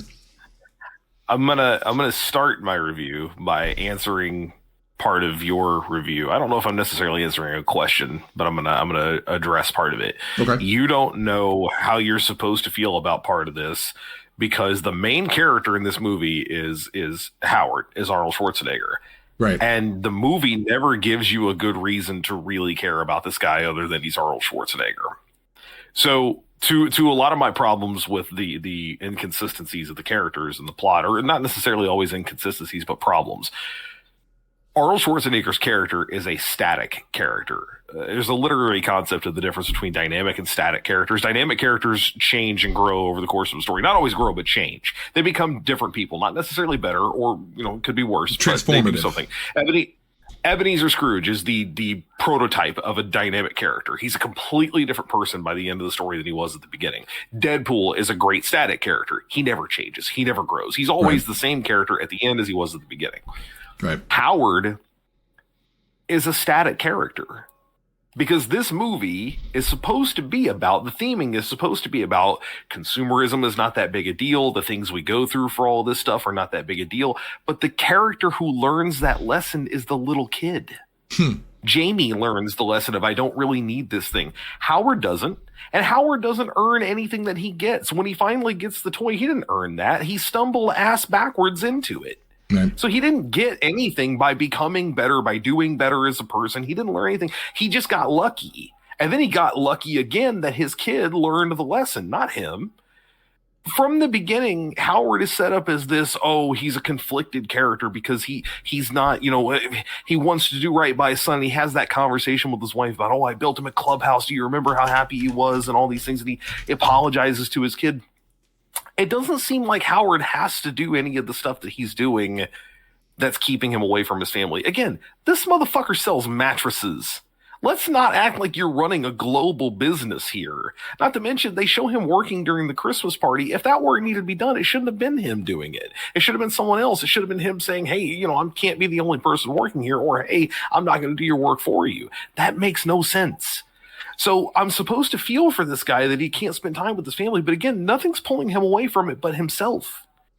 Ergo, I don't like him from the get-go, really, other than, again, he's Arnold Schwarzenegger, and he's charming, and he's funny. The character is not a likable character. The actor is funny, and that's why it's so hard to get away from the two of them and marry them is the same thing. You can only look at this as, well, Arnold Schwarzenegger is going to run around and do funny stuff. And again, in the end, he learns nothing. In fact, you watch past the credits, right? No, I forgot. Oh, what happened? So there's a post-credit scene, and it's the actual ending that I have written down here. I'm going to jump ahead because it's not that important. The actual ending of the movie is not even what I have written here. Right. At the very end of the movie, so they're decorating the tree, and Howard puts the star on like he's supposed to. And his wife basically, like as they're embracing, says to him, his kid's happy, everyone's happy. And she says to him, you went through so much for our son. It really shows me how much you love him. I can't help but wonder, what'd you get me for Christmas? And they do like a crash zoom on him of him being like, I've seen it before. Because he doesn't remember. Right. So he didn't get her anything either. Yeah. Why am I supposed to like this guy? Mattresses. He seems like an asshole. Yeah. I don't. This is my biggest problem, I think, overall with this movie is that there's so much internal logic that does not work and does not make sense. I'm good with a family fun movie. Don't get me wrong, but there's got to be some internal logic to it. Can I throw something at you real quick? You might love this or hate this. Okay. Okay. Change it around a little bit. And this is a fucking prequel to True Lies, where Liza Dushku is a little kid, and he's being a secret agent, and that's why he's absent from her life so much. And that explains also why he's also Turbo Man. I hate it. You're right. Anyway, thank you. They call it Truer Lies. It has fully kicked in at this point, ladies and gentlemen. The first lie. Okay, go ahead. Is the deepest. I'm done. Look, again, the literal logic goes out the window in a minute when we talk about the actual ending. I won't harp on it here because I know we got to go through all the specifics. Right. And again, for the record, I don't have it written down because I had the post-credit scene written down. That's the actual ending of the movie. I'm not going to act like I wasn't at times entertained. Okay. Sure. It is fun watching him run around, watching him and Sinbad get into it, watching the hijinks to a certain degree. But like you said, that all works up to the point that we go to the Santa compound where they're selling bootleg toy, and they don't think for 3 seconds. They have a password system to get into this place, right? But they don't think for 3 seconds when they give him a wrapped gift to make him go outside and lock the door behind him first. Right. Is this the first time that they're selling these toys for $200 to people who might open it then and there? And also, are we not going to acknowledge? I mean, look, the Big Show as a Santa Claus is whatever. Are we not going to acknowledge the flipping Asian Santa Claus with his candy cane nunchucks? Candy cane nunchucks, yeah. What are we doing? What is happening? Yes. Agreed. So much of the rest of this is played realistically, and then shit like that happens. And I'll harp on the jetpack in a minute. Yes, will. I'll get there. Yes, we will. But so much of it is played like it is somewhat realistic, and that stuff is fun. And then it just goes so off the rails and keeps trying to come back onto them. I can't enjoy it as much as I want to. You talked about the scene with the two of them talking at the diner. Not only did I think that was fun, I loved the insert shot of Jamie as the mailman. Oh, here's to you, Dad. Drinking. Yeah. That was funny. Stuff like that is funny when it's him going through this turmoil. But again, the biggest running problem is we're never given a real reason to like Howard as a character other than it's Arnold Schwarzenegger. He's going to do funny stuff, laugh at Arnold doing funny stuff. That's it. And so from the beginning, I had no interest in what happens at the end of this movie because by the time we get there, he doesn't earn it as a character. I mean, this is my move, right? When it comes to movies, I start with the story and then I work everywhere else. And the story should have been so simple. It really is simple. Yeah. Father doesn't get his kid a gift for Christmas that he should have gotten. So he goes on a trek to get it. Somewhere along the way, he should learn something about this. And there's so many ways to do this in a fairly mostly realistic way. And then there's just so many times in this movie where somebody went, no, we have to have the biggest, stupidest action piece we can possibly get. And it ruins it for me. It completely ruined it for me, on top of again, Howard just generally as a character. I'm going to settle on one down. I don't think this is... I understand why it's a holiday classic, and it's exclusively because of nostalgia, if you ask me. I think it's because you watched it as a kid and you went, this is fun, and Turbo Man and Arnold and running around. I don't think anybody watching this movie for the first time is going to actually go, this is a good film. You know, you might have liked it. You might have had fun watching it, but it's not a good movie. I was going to say, Hunter and Lindsay's right there. She could still hear. Look, again, I laughed. I had fun at certain parts, but there were definitely times when I laughed with the movie, and there were definitely times I laughed at it, and there was too much of the latter and not enough of the former. And that's what I was really trying to push in my review, is that, like, as a critic, I found so many things in the film that I didn't like that I had to give it one up, one down. But as a person, was I entertained? Yes. Like, did I think it was a fun movie? I really did. But I'm not here to be like, hey, Joe, I'm not Joe Schmo over here. I have to try to be critical. And there's a lot to be critical about in this film. I think this is one of those movies, and we say this a lot on the show. Maybe we'll make a t-shirt of it. Your mileage may vary, because there are people that love this movie. There are people that hate this movie. Yeah. But I think all of those scores are fair depending on how you interacted with this film. I also just want to wrap that up. I didn't hate it. Like I said, sure. There were parts of it that I liked, but I just don't. I don't think it holds up in the way that a lot of people who really loved it when they were kids think it did. Just to me, I don't see how it could. Random question, but of all of the terrible films Dalton has forced us to watch on this show, let's just do the top three, which is this movie, Turtles 2, and what was the other one? Batman and Robin. What's the worst movie that we've been forced to watch because of him? And I want everyone to answer this just based on. You think Turtles 2? Okay. Turtles 2. I would honestly, I would probably watch this before I'd watch it. Well, shit, no. I watch Batman and Robin on a not regular basis, but I feel like every couple of years I go, I gotta watch this piece of shit again. This fucking movie's so bad. I gotta remember how bad it is. I would probably watch this movie earnestly again up to about the parade, and then go, okay, well, I can go get a drink now. Like, I don't need to be here for this. Yeah, stay tuned, folks. Batman and Robin is fun in a so bad. Batman and Robin is campy. Okay, let me just clarify. Campy. The definition of camp is that it's supposed to be so bad it's good. That's the idea. It's intentionally quote unquote bad to become good. Right. But see, I don't think this movie was. No, see, I fully disagree there. I don't think this movie ever intended to be bad. Yeah, I agree. Exactly. I agree with Hunter. Hunter. No one in this movie ever tried to be bad. They thought this was the best thing they could possibly produce, and that's what drove me insane. Well, so yeah, I would watch Batman and Robin and this for different reasons. I have no interest to ever watch TMNT 2 again. Brother, I got to disagree with you on one thing. I don't think that anybody that pitched this movie towards the end thought this is right. This is going to be good. We'll get to the end in a second. No one saw this ending and went, wow, you knocked it out of the park. I was really doubtful at first, but you really won me over. Zach, what do you think is the worst movie that we've had to watch because of Dalton? Batman and Robin, easily. Oh, okay. We got a Batman and Robin on the field. That easy. Easy. I hated that movie as a kid, and I hate that movie now. I also hate that film. Go back and listen to our review. Tanner. What was it? Space Jam 2. No, that's Zach. Dalton didn't make us watch. Yeah, that's Zach. That's Zach. Oh, Zach. And to Tanner's credit, close, though, that is the worst. To Tanner's credit, that's probably the one I've hated the most. Worse than any of the rest of them. Yes. Yeah. God damn. No, your choices are Batman and Robin, Turtles 2, or this movie. Turtles 2. Turtles 2. See, okay, I've got to agree with Zach on this one. I would rather watch Turtles 2 than Batman and Robin, but hear me out. I think what? I love Batman and Robin. No, it's a bad movie. It's a horrible movie. But Batman and Robin. Not a great movie, but I have fun watching it. Well, that's what I was about to say. Batman and Robin is a more fun movie to watch, but I like Ninja Turtles better. So my love of the Ninja Turtles kind of get me through it. Yeah, that's 100%. I was going to say you have a grudge against Batman to a certain degree anyway. Yes. So the Punisher is Batman, but a man. He's Batman, and Batman would be like Bat Cuck or Bat Liberal. All right. Now that the review's out of the way, let's get to the ending. After failing to procure a Turbo Man, but winning over his son anyway, for reasons, Howard finishes decorating their Christmas tree later that night by putting the star on top. And he's skipping a lot of what he did as Turbo Man, but we're going to get to that.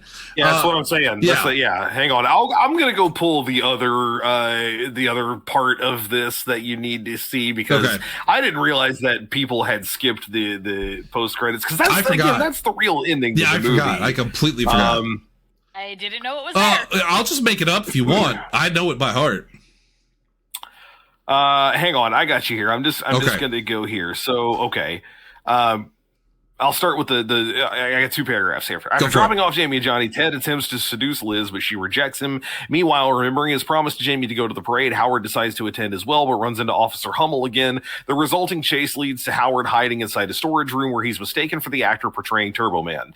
Up to here, by the way, it's at least still funny. The guy that's explaining to him what it's going to be like to be Turbo Man, and the other guy, he's got some brain activity. They saw some brain activity, which is great. The thumbs up, that was pretty good. I thought that was funny. Here's where it gets off the rails. As Turbo Man, Howard uses his chance to present the special edition action figure to Jamie, which is not an action figure, by the way. It's as big as fucking Jamie. But they're confronted by Myron dressed as Turbo Man's arch enemy, Dementor. Because, of course, Myron wrapped up the guy playing Dementor and stole his costume like a cartoon villain. Another crime to add to it.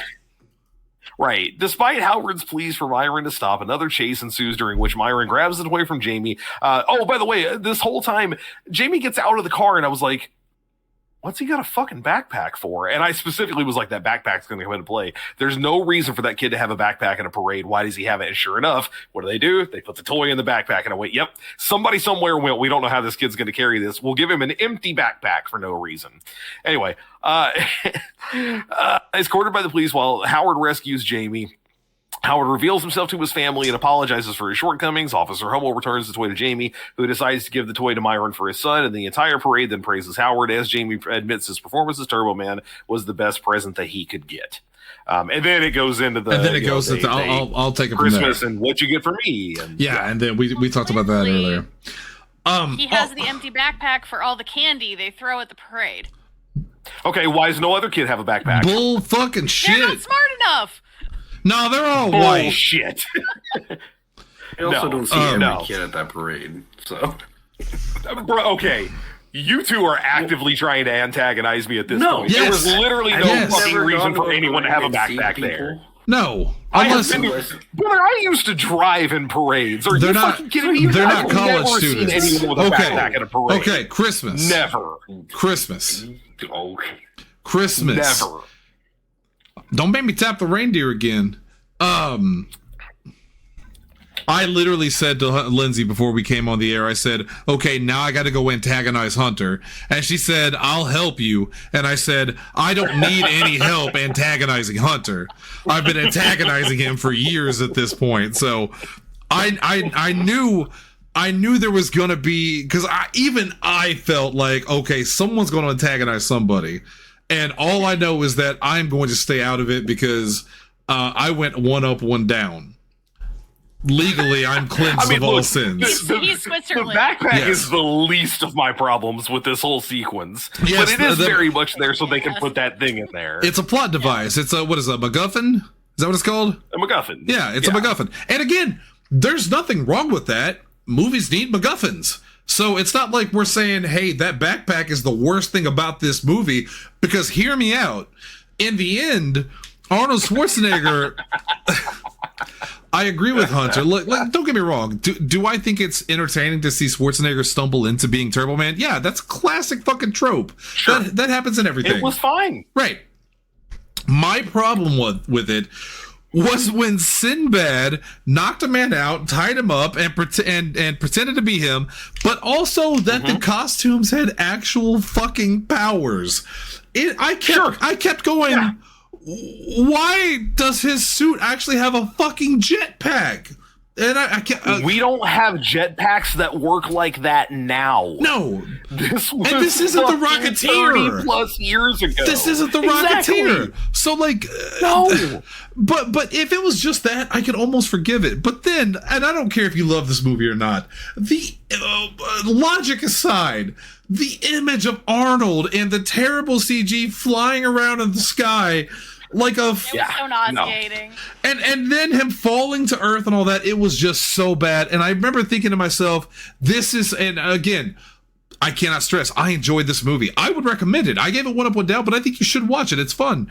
But at that point, I was just like, as a critic, even watching a family-friendly slapstick film, you could cut this entire part and it would have no fucking bearing on anything. Nothing was gained from watching Arnold Schwarzenegger fly around like a fucking Looney Tune. You could have simply had him maybe stumble around in it. Maybe he gets up 2 feet and then crashes into a fucking newspaper stand and then he figures it out. But the point is to get him from there up there to Jamie and Sinbad.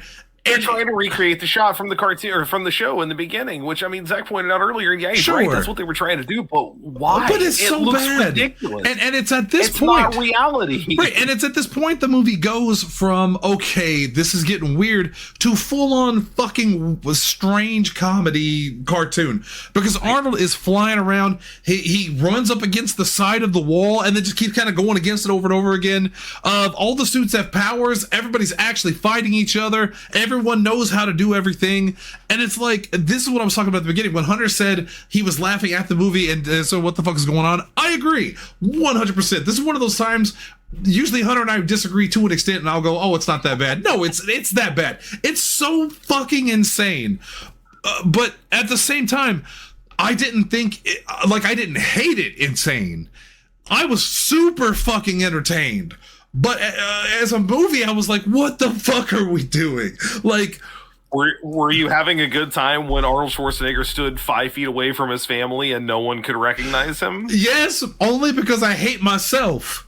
And I was thinking to myself, no, I'm kidding. That's the joke. That's the joke, obviously. Oh, I know. But okay. He's carrying his fucking kid, and even his kid doesn't recognize him until he takes the. Come on, man. Who sounds? And look, if Arnold Schwarzenegger was a normal just dude, if he was any dude, I could at least suspend my disbelief. Arnold Schwarzenegger. Arnold Schwarzenegger is 6'2" with the strongest Austrian accent and an American English speaker you've ever heard. You're telling me you have no idea who that man is, and neither did his wife. I hear my dad. I can hear my dad's voice right now, and he was the most basic white man you'd ever meet. If my dad was Arnold fucking Schwarzenegger, I could never not hear it. That defies all fucking logic. This is Sailor Moon walking out into the streets of Tokyo with nothing but a goddamn skirt on now, and everybody goes, "Who's that?" It's the same bitch. It's Superman without glasses, motherfucker. Oh. I look forward to somebody telling me, well, it was loud at the parade and they couldn't hear him very well. I'm going insane with confliction. I'll do you one better. You can actually hear. I was gonna say, yeah, his voice was distorted a little bit. It wasn't distorted. No, Hunter, please let me. No, let me. Can I? Can I? Go ahead and watch the end of the movie. Hunter, can I please? I did. Can I? It wasn't. Can I do this one? It is distorted. That's the whole point of him taking it off. But it wasn't distorted. It was just slightly amplified. It's muffled and but he still had an Austrian accent. Austrian, even if it was distorted. Okay, come on. Take away the voice.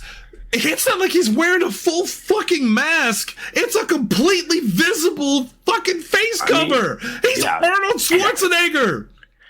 I'm sorry. I'm getting too animated. Why? I love you guys. I love you guys. And I love this show. I love you guys too. This is why I gave it 1 up, 1 down. I'm the friendly one on this show. Hunter is the Siskel and I'm the Ebert. But I had to give it 1 up, 1 down. And this true story. If the last 20 to 30 minutes of this film had been different, I probably would have went 1 up or potentially 2 up, depending on how well they did the ending. But because the last 30 minutes of this film was written by fucking Tim and Eric, I had to go, what? And Tim and Eric. I do. I was going to say, that's rude to Tim and Eric, frankly. But it's like saying you started with, like, your beginning writer was, I don't know, I'm trying to think of a good writer of films. I almost said David Goyer, but he's terrible. Nolan. Who is it? Jonathan Nolan. Okay, Jonathan Nolan. It's like going from Jonathan Nolan to Roland Emmerich. I like both of them separately, but it was such a clash for me. Okay, that's it. That's all I want to say. And I stand by my rating, and I stand by the fact that I think this was a fun movie, and I think you should watch it. But like, my God, I was not prepared for how batshit crazy the ending went. Boy, I should have stopped 30 minutes ago. It's worth backing up for a second too. I think to mention that we talked about how much Myron is going to jail. Howard also broke into his neighbor's home, damaged his property. He's Turbo Man. He's Turbo Man. Damaged police property. He's Turbo Man. Threatened a radio announcer. Broke into that radio station. Let's talk about how unrealistic that was. If we really have to get to it, you can't just walk into those places. But Hunter, what are the cops going to do? They were told to look out for a 6'2" muscular Austrian in that little town. What were they going to do? But the bigger story, because a lot of Arnold's, you could wave it off. You could wave it off as, okay, the cops saw that he was Turbo Man, had a change of heart. You said, you know what, let bygones be bygones. The worst you did to me was knock me over and drop my coffee. Like, shitty thing to do, but you can write that off. I think you can. But Sinbad literally blew up, attacked officers, tried to kill a kid, kidnapped a guy, threatened them. Right? Yeah, I mean, he actively threatened them. We didn't talk about it at the time, but I think maybe the best representation of how drastically different this movie is at times is actually in the Santa compound thing, because that whole fight sequence and shit, it might be fun to watch, but it's totally fucking ridiculous. Anything that happens in that whole sequence is ridiculous. And then when the cops show up and they're raiding the place, which by the way is the whole thing, immediately, yeah. It is funny, and it is at least relatively realistic that he grabs a toy police badge, like a fake enough one that he can talk his way out of it. I thought that was good. I liked that. As a way out of the sequence. The sequence was ridiculous, but I liked that as a way out, and that to me was a perfect, like, draw the line down the middle of that's where this movie is for me. There are times when I'm going, oh shit, that was pretty clever, that was pretty good, that was kind of funny, versus what the hell is going on? I just realized. What are we doing? I just realized something, and you may like or not like this. Zach may or may not like this. Tanner may or may not like this. Lindsay won't care. You know what this movie is? This movie is Saints Row, which starts out as a relatively normal social commentary kind of thing where you're just gang members and it's kind of silly, but it's also grounded in reality. And by the end of it, you're in the Matrix fighting space aliens. That's this movie for me. Yeah. It goes from one extreme to another. And with that said, I fucking love Saints Row. So take that for what you will. Let's get to our after the credits type scenario, the epilogues part of it. I will just say mine, because I stand by what I said earlier. I think if you change parts of this and make it a prequel to True Lies, it works. He's always away from his family because he's a fucking secret agent. His kid, Liza Dushku in the movie, but younger obviously, wants some specific doll, which at the time, would Lindsay help me out, 90, 93 or 94, what would be the special doll? Tiddly boobs, tiddly tits? I don't know. Totally Barbie. Totally Furby? What? Totally hair Barbie. Totally Furby. That's coming to E. That's coming to E soon. I got her. Totally Furby. Totally Furby. But again, oh my god, I think that could legitimately work. It would explain why he's like trying to be a father, but also good at knocking people down and flying around as a superhero. It can't be any more ridiculous than this movie was. It actually makes it make a little bit more sense, I think. Retroactively explain some things. Yeah, this movie is now a prequel to True Lies, and it's called Father Christmas's Truthest Lie. No. The other thing, hey, while you're on the subject, why was this movie called Jingle All the Way?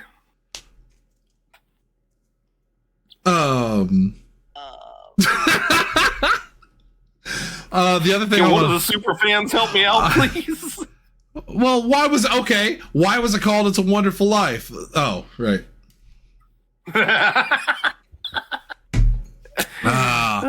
Anywho, I've gone through the entire bottle. The last thing I'll leave you with is that if for any reason you do, by the way, I love Zach and Tanner, two of legitimately my favorite people in the world, and I hope they still like me after this show. Jingle All the Way 2, especially Zach, but especially Tanner. If we do Jingle All the Way 2, here is the description for it on IMDb. Larry the Cable Guy. Hey, hear me out. Larry the Zach's Cable Guy. already saying no, by the way. Larry the Cable Guy plays a guy named Larry. Go fucking figure. No. No. Larry, That's all he could remember. Larry's daughter Noelle wants only one thing.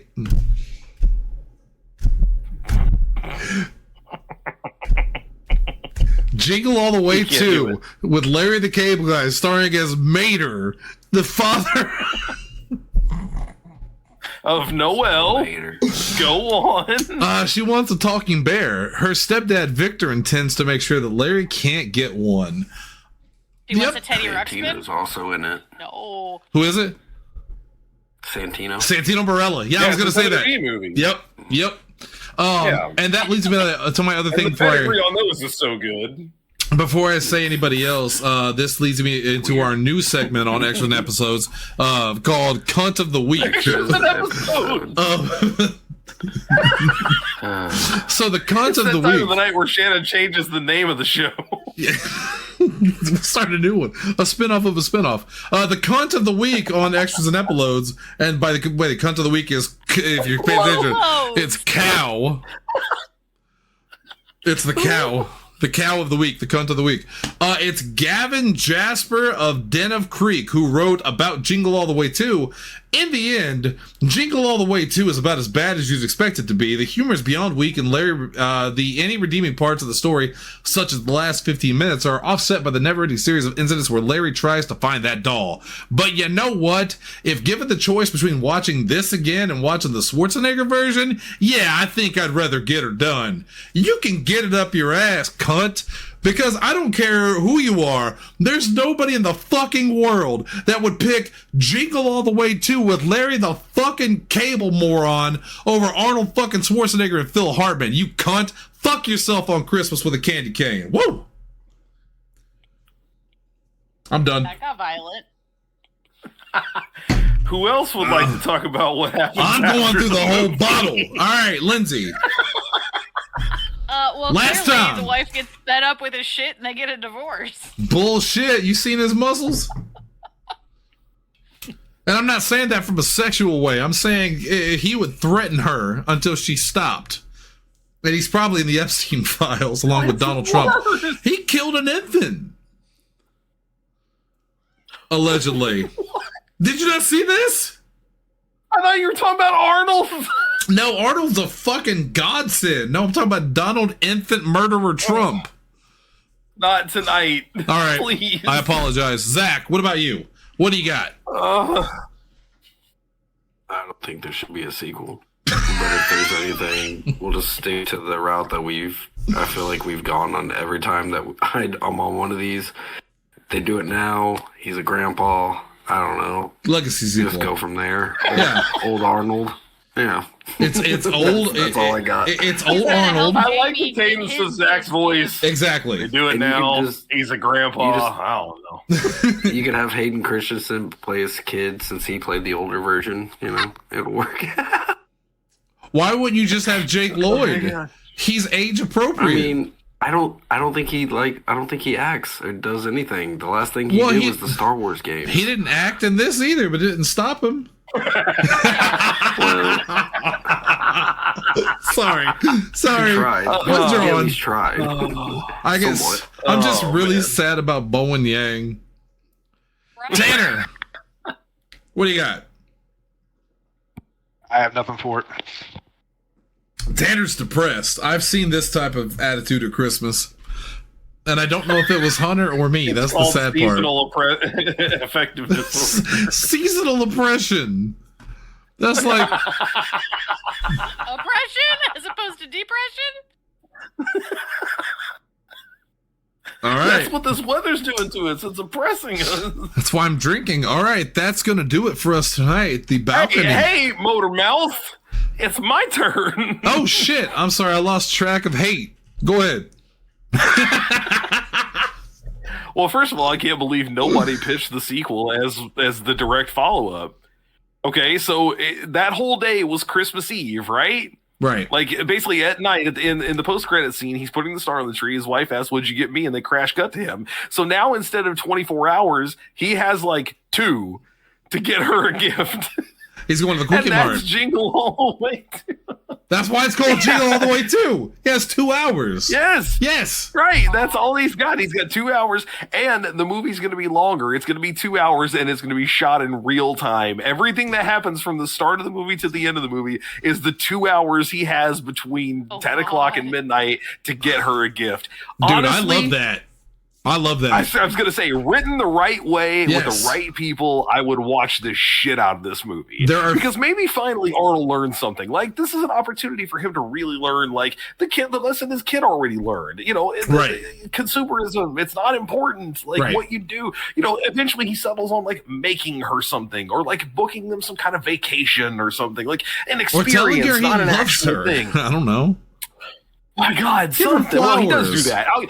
Hang on. To give him credit, he does make a big point to say when he reveals himself as Turbo Man, like, "I love you, That's I love true. our son," et cetera, et cetera. He says that, so I I'm also- not going to take that away from it. That does happen. I also want to mention that I do appreciate the fact that sorry, Zach, let me get this out because of my brain. good. I like the fact Rated that PH. they don't do it, that they had Rita Wilson's character, I don't remember her name, be the one that rejects him and clocks him across the face, because it would have been so easy to have Arnold go in there and like do it for her, but she Right. got to do it on her own. Yeah. And I like that. That's good. That's good. All right, Hunter, go ahead. No, it was Zach. Yep. Oh, I was just gonna say, I do like, though, because I know you guys were talking about how no one notices that it's him or whatever, but like when he talks more, she does notice. You can tell, like, you can see her face turn a little bit, and then like she shifts a little bit right before, you know, the whole helmet takeoff part. I did like that too. I But did. then the show flip her, part of that is when like, she takes you it know. off, she goes, "Howard." So it's not only that she's surprised it's him, but she's like, I don't think it's surprised more of a at his surprise. physique. It's Have you never Oh, seen no, this man naked? no. What is She happening? hasn't seen him in that kind of suit. Yeah, I got to take Zach's side of this. I took it You don't differently. need it. It's like Superman. Yeah, no, I didn't take it as her looking at his physique going, wow. It was her seeing him in the suit just thinking like, holy wow, that's awesome.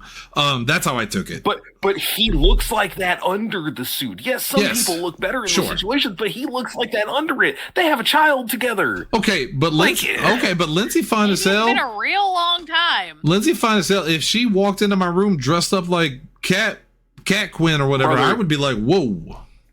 Even my wife watching this movie went, "Why is she surprised? What is she surprised about? What is she thrilled with?" Like that's he's always been that guy. Do you think that suit's padded out for him? Is it fuck, what's the term? No, and that's exactly what I'm talking What's about. the term? It's It's goosed goose. up. It's goosed him up a little bit. Yeah. How convenient that the outfit was the exact size of Arnold Schwarzenegger, no more, no less. Anyway, Wasn't it? No. I don't want to talk about it. Or the fact that again, everyone has the weapons that are attributed to their costume, which would never be a thing. Also, The boomerangs don't work like that. I can't Hold stress on. to you how much boomerangs don't work like that. hold on. It wasn't even the boomerang that got me. It was the fact that when Sinbad shows up dressed up as Dementor, and he tells Arnold, who is Turbo Man with all of the gadgets, he says, "Aha, I won because I got the bigger brain," and he points to his giant brain. That meant nothing. That literally meant nothing. So your costume's brain is bigger. Arnold's got more weapons. And one last thing, this motherfucker shot his actual fucking hand off and hit someone in the fucking face. And then his hand came Yeah, back. I forgot about that, honestly. I completely forgot Zach, that help happened. out on Yeah, this one. I give you a credit a lot of the time. Help me with this one. Make that make I mean, sense. Cockknocker gets his hand cut off, but I'm sure that Jesus that's a Christ. cartoon. Jesus Christ. Okay, Boys we're and done. girls, was that's not a a fucking cartoon. We're done. No, In no. Strike Back, But I'm saying it makes. I'm saying it's a living cartoon. That movie establishes from the Oh. get-go that's what it's going to be. Yeah. No, Sinbad's actual hand flies this off. movie has established that it's a cartoon. Okay, Zach's got a No. point. No. By this point of the film, you might as well fucking do cocaine. It's going to be the same effect. It's absolutely fucking batshit insane. Okay, That's it now. I mean, I don't think that's the right thing to get that effect. I've never done cocaine. You're on the right track. I can only assume. Hey, ladies and gentlemen, Merry Christmas from Podzilla 1985. Happy holidays if you celebrate. If not, then have a good day. But if you do celebrate, we want to send out our heartfelt wishes because it doesn't feel a lot like Christmas night now. The world is kind of shitty and America's kind of gone to shit. And it's also 60 fucking degrees. But please, from us, we absolutely love you and Merry Christmas, Happy Holidays, Happy Kwanzaa, Happy Hanukkah, all of it. Absolutely all of it. Do all of this tomorrow. We have another show. I'm not going to feel this good tomorrow. He wants to say it as many times as he can. Yeah, because what if someone goes, oh, Tim Allen's in that film? Fuck that guy. I'll catch you guys next week. I want them to hear it now. Because that's what I would be if I was listening to the show and not, recording it. I hate Tim Allen. I'm really, I was going to say, I'm really surprised. Look, I don't like what he stands for nowadays and all that, but I've always found Tim Allen to be a very competent entertainer. Would it matter? Put it that way. Would it matter to you at all if I said that I never watched Home Improvement ever? I only 100%. I only know Tim Allen from his films. That's the gateway drug to any Tim Allen anything. And really, That's what films are you talking about at this point? Because it's what, Jungle to Jungle? And like him as Buzz Lightyear, where he's actually very good? Yeah, he is really good at Buzz Lightyear, yeah. Mimisiku. I forgot how good Jungle to Jungle was, though.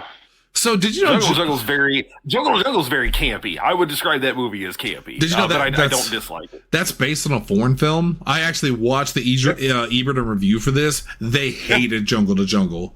They hated it. Yeah. They said the original was so much better. Of that mid-90s, family comedy thing. But I've never seen the Santa Claus. I've always heard it's good. I'm going to be in Hunter's shoes this time. I've never watched this film, so this is going to be the first time. Yeah. So that is tomorrow, and I'm really curious to see how that goes because Judge Reinhold is in it. I fucking love Judge Reinhold. When you were talking earlier about how you did like the way that Schwarzenegger got out of the situation with the Santas when he grabbed the badge, I was thinking, boy, you're going to fucking love Beverly Hills Cop. Because Eddie Murphy takes that shit and knocks it up by 1,000. Remember that. Yeah, that is fantastic. That's tomorrow. Tomorrow is going to be the Santa Claus with Tim Allen, so we'll see how that goes. Wow. Okay, little fun fact. It's not going to be in a trivia tomorrow, so I'll say it now. This is what did we do for Christmas last year? Last year wasn't Gremlins, right? That was 2 years ago? No, last year was a Muppet Christmas. Damn. Yeah, Gremlins was 2 years ago. I almost had a cool stat. Well, I'll say this. 2 out of 3 of our years had Judge Reinhold on our Christmas episode because the first was Gremlins and now Santa Claus. Yeah. So I love Judge Reinhold. He's so good.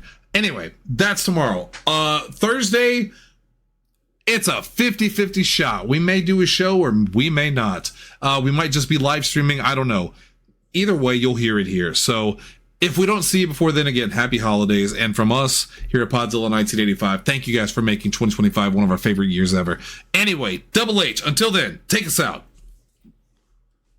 And they sit there and they use subliminal messages to suck your children's minds out. And I know what I'm talking about because I went to junior college for a semester and I studied psychology. So I'm right in there. I know what's going on. And they sit there and they make your children feel like garbage. And you, the father, who's working 24/7 delivering mail so you can make an alimony payment to a woman that slept with everybody at the post office but you. And then when you get the toy, it breaks and you can't fix it because it's cheap little plastic.